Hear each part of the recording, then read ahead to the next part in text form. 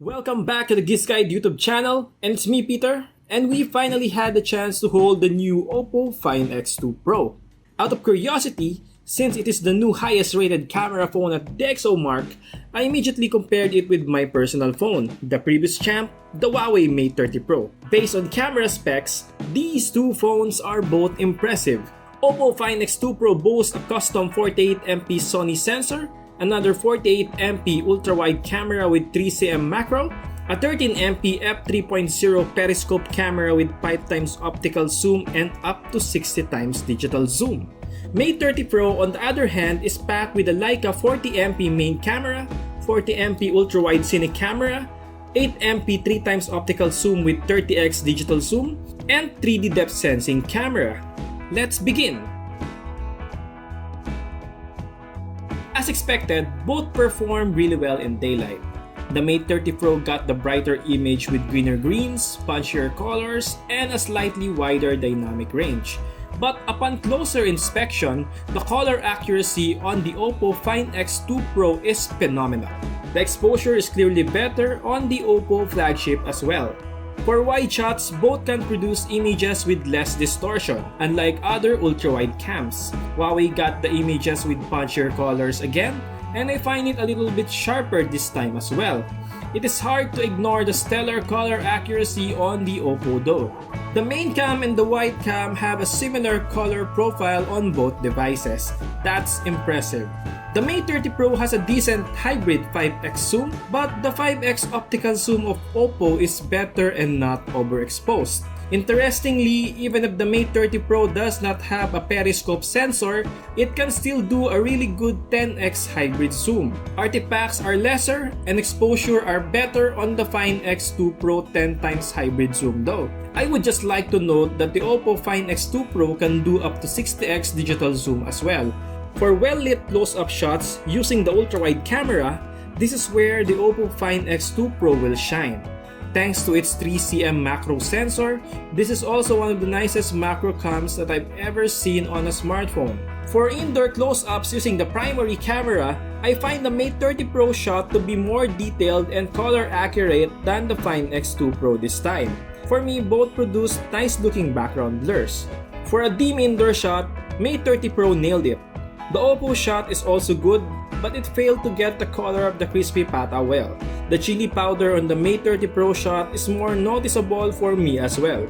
For bokeh, we tried the portrait modes of both cams at night. Both produce nice looking portrait shots. Huawei got the colors better as the lighting that time is a bit yellowish. The skin tone on the OPPO is paler for me, but OPPO got the sharpness and edge detection better than the Huawei shot. The Huawei shot is a little bit out of focus in the eye, even if I was patient in taking this shot. In more challenging, dimmer scenario, Huawei won up OPPO in the sharpness, colors, and edge detection departments. The next night shot is pretty hard to judge as they are pretty equal to me. The contrast on the Huawei is stronger and the shadows on the OPPO are a bit more pronounced. Upon closer inspection, the details on the OPPO shot is slightly better. In the next low light scene, OPPO's output is sharper again. The dynamic range on the Huawei is just wider. On the outdoor low light building shot, I'll give it to Huawei as its details are sharper. Exposure is nicer on the Huawei shot as well. The OPPO shot is more saturated. The two phones have excellent night modes. And kudos to OPPO, I slightly prefer its night mode, and it has the wider dynamic range and slightly sharper details over the Huawei except for handling exposure. For selfies, the Find X2 Pro packs a 32MP f2.4 Sony IMX616 camera. The Mate 30 Pro has 32MP f2.0 camera with 3D depth sensing. In a well-lit selfie scenario, I slightly prefer the output from the Mate 30 Pro as it isn't as overexposed as the Find X selfie. For indoor selfie, the advantage is with Huawei again as my skin tone looks more natural. OPPO whitened my skin and made it a bit softer. The indoor selfie with Face Beauty is a close match. The Find X2 Pro shot is a bit more detailed. The bokeh looks decent on both devices. In low light, the same. The Find X selfie is a bit overexposed. Both are a bit soft, but I like the colors and details on the Mate 30 selfie again.